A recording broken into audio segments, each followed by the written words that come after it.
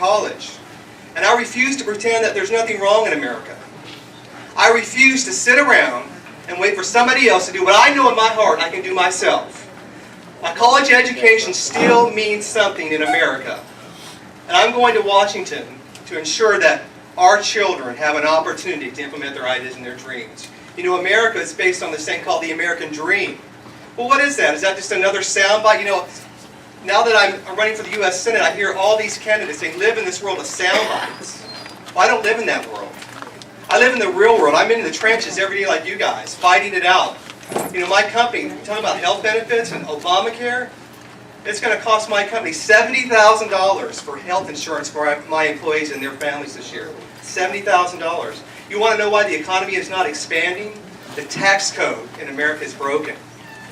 50% of households pay no taxes. 10% of Americans pay 70% of the taxes. And the people are screaming, we need to raise taxes. You can't chase down spending with taxes. The IRS tax code is over 70,000 pages. It can't be fixed. We need to completely throw it out and replace it with the fair tax. The fair tax is the single biggest employer enabler that we have. You know, if we pass the fair tax today, I could hire right now, today, and I'm just a small company. Just think about bigger companies, what it would mean for them to convert payroll taxes into salaries. You know, we talk about Social Security and Medicaid. You know what's wrong? The problem with Social Security and Medicare, it's a negative cash flow problem we have in America. We have to have more people paying into the system. We need the unemployment rate to go from 9% to about 3 or 4. We talk about changing the age. That's not going to fix the problem. The only thing that's going to fix the problem, you know, is jobs. So listen, I pledge to you, I also supported the Ryan Plan. Mr. Hasner said he was the only one. I've actually read it, the Ryan Plan, and studied it. So I did support it, and I pledge to you, right now, that I will put no other God before my God. I will put no other family before my family. I will put no other country before the United States of America. Thank you for giving me this opportunity. God bless you, and God bless America.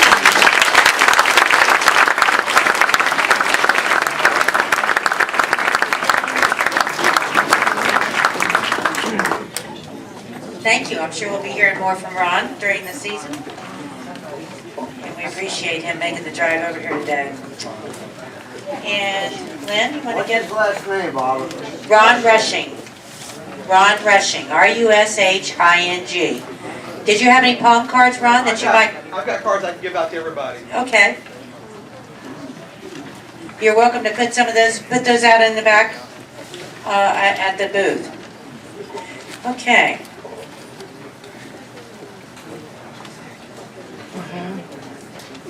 And our last candidate today is Colonel Mike McAllister.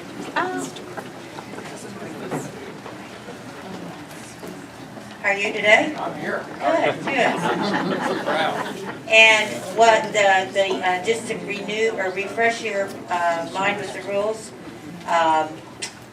you have 10 minutes in opening remarks, and then you'll be able to stand here. And then you must move there. You may not stand, you must sit. You may drink water. And I will sit there and I will ask you questions, and you have 90 seconds to respond. Okay? And so let me introduce Colonel Mike McAllister. Is a retired U.S. Army colonel, entrepreneur, and businessman, university instructor of graduate business management, and conservative U.S. Senate candidate. Colonel McAllister has 33 years total military service in the Army National Guard, Reserves, and active duty in both enlisted and commissioned officer ranks. He served as the Deputy Chief of Training, Doctrine, and Education at the United States Special Operations Command, which leads Department of Defense planning against terrorists and trains and oversees Special Operation Forces worldwide. Colonel McAllister has served on strategic Pentagon committees, including the Executive Steering Group for the Training and Transformation Initiative, which directed the transition of the Department of Defense into a 21st century fighting force focused on the global threats facing America today. Colonel McAllister is a university instructor and served as the lead faculty in a global MBA curriculum, teaching global business operations, strategy, and policy. He holds a BS in agriculture from Southeast Missouri State University, PhD in management from the Union Institute in Cincinnati, and is a graduate of the Command and General Staff College, the Army War College Defense Strategy Curriculum, and the Air War College. Additionally, he has completed the Harvard University program on senior executive leadership. He has one son, who he raised as a single parent, and his father, a World War II veteran, live in Bradenton, Florida. Colonel McAllister, please.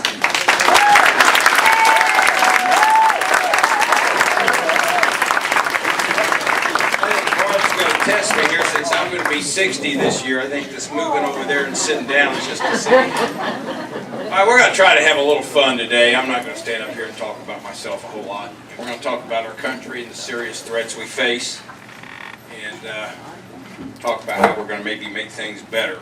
But what a great looking group of Americans. And as I look around, I can understand why the liberals are getting concerned. You guys are already suiting up and getting out there. As she said, my name's Mike McAllister. I'm God-fearing, American-loving, flag-waving, gun-owning, conservative businessman. I want to recognize a few groups here today, the ladies, and I do this everywhere I go, but it's just, as you travel the state, the role and leadership you're playing is just phenomenal. 9/12 leaders, Tea Party leaders, REC leaders, obviously the women's organization leaders, and you're really, really making a tremendous contribution. I was going to recognize the seniors, but I don't see any. But you're our national heritage. You built this country with your blood and your sweat and your tears, and we simply can't let it get away, and we got to restore America to the greatness you created and keep it there. And I want to recognize all of our veterans and our veterans' families. And without question, you're our nation's heroes. And you put it all on the line just for us all to be here. You know, America is still the world's greatest country. There's no question about it. And we're the last true global military power and protector of freedom and democracy around the world. And as a fairly recently retired colonel, I'm proud to report to you that we still have and will continue to have the very finest young seamen, airmen, soldiers, and Marines of any country on the planet protecting us. And we got to make sure Washington gives them everything they need to fight and win and survive in battle. You know, Americans never need to go anywhere on the planet and hang their head. This country, with its most precious blood, has saved the free world more than once. And I think we're all tired of a president standing on foreign soil, bound to Muslim kings, apologizing to the world for who and what we are. And that's going to end in 2012. You hear people say no one likes America anymore. I have graduate students, they're in their 20s and 30s and 40s. And they'll say, nobody likes America anymore, blah, blah, blah. So I'll go up to the blackboard and say, well, let's list the 10 countries everybody likes. Guess what? They can't name any. And then I like to refer to a British gentleman who said it most eloquently once. Perhaps the best way to take measure of a country is how many people want in and how many want out. Yes. You know, I think the events of the recent weeks have sent a clear message to the world that any country or enemy or threat that wants to try to be a thorn in our side, you feel lucky today, you bring it on. It doesn't matter how long it takes or how much it costs. We will hunt you down and we will eliminate you. I want to talk for a minute about this race next year. We got one statewide race, U.S. Senate. Now, you know, Florida has 120 part-time state house members and 40 part-time state senators. But we only have 2 U.S. senators. And they have a very unique role that in many ways is totally separate from what we need at our state, local, county levels. We need everyone. But these guys are in many ways our last line of defense of what comes out of the executive office of the president.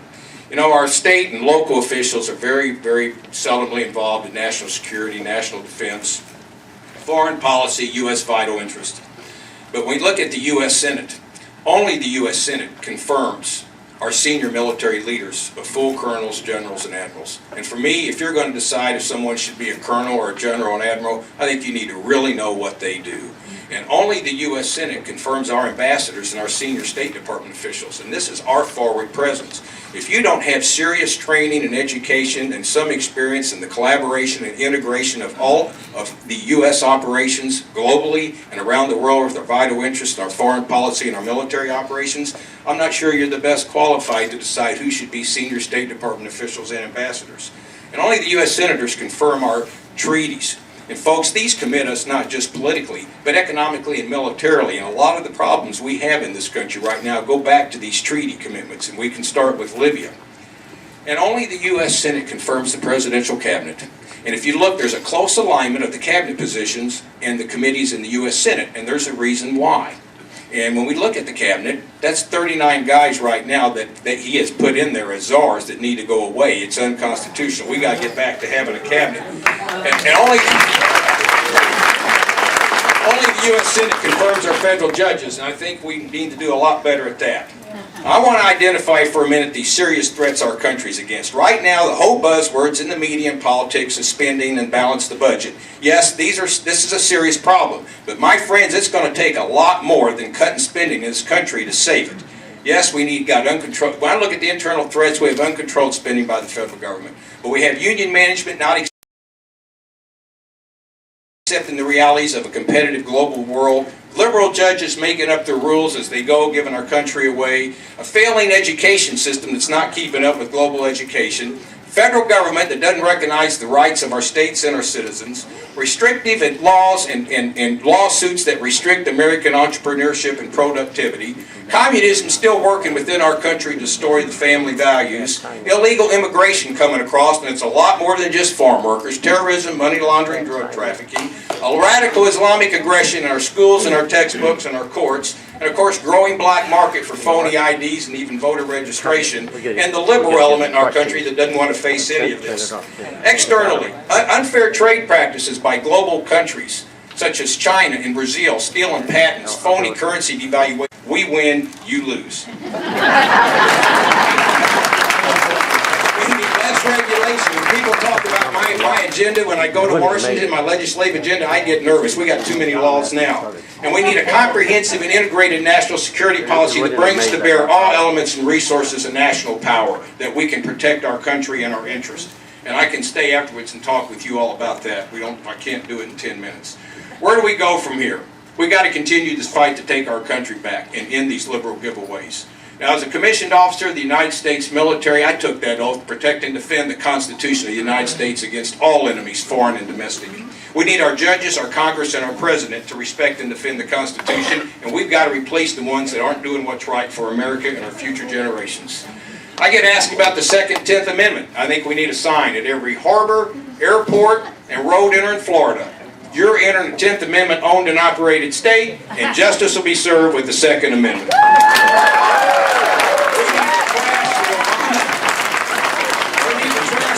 Economics that's double our debt and give us 9 and 10% unemployment, and throw the Obama health care plan and high-speed rail in the trash for good. We need to get the legal handcuffs off the American worker and competitive spirit and restore the American family as the pillar of our society. And we need to keep the ownership of America in the hands of American citizens and out of the hands of our federal government, out of the hands of China, and out of the hands of the United Nations. We need to stop using government to collect union dues and paychecks, and we need to stop giving our money away for everything and save Medicare, Medicaid, and Social Security. And I would fire Janet Napolitano and get someone that understands their jobs to protect American citizens and not those that are here illegally. I think we need a full audit of the Federal Reserve. We need to stop this dumbing down of America, and we need to get the pride of American history, the teaching of the Constitution, the flag, and the Pledge of Allegiance back in our schools. We need to stop this political correctness and tolerance of Islamic radicals. They want to kill us. We cannot allow Sharia law, courts, or banks in this country. We've got to support Israel. It's the only democracy and our ally in the Middle East. We've got to secure our borders. We need the world to understand that we have bought and paid for this country with our most precious blood. And just because you show up, we don't owe you anything. You want to be here, you got to be here legally. You want to work here, you need to be in the tax system. You want to live here, you need to be a contributor, not a taker. And you want to be a citizen, we have a process that you must follow that many have. And for me, I'd like to see you learn to speak English.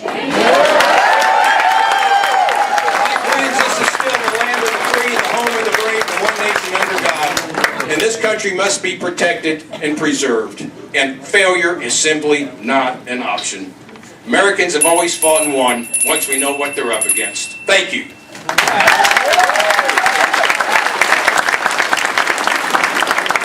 This is the dexterity test, right? This is where I have to go from where you here. see if you remember what you're supposed to do. And you take the microphone with you.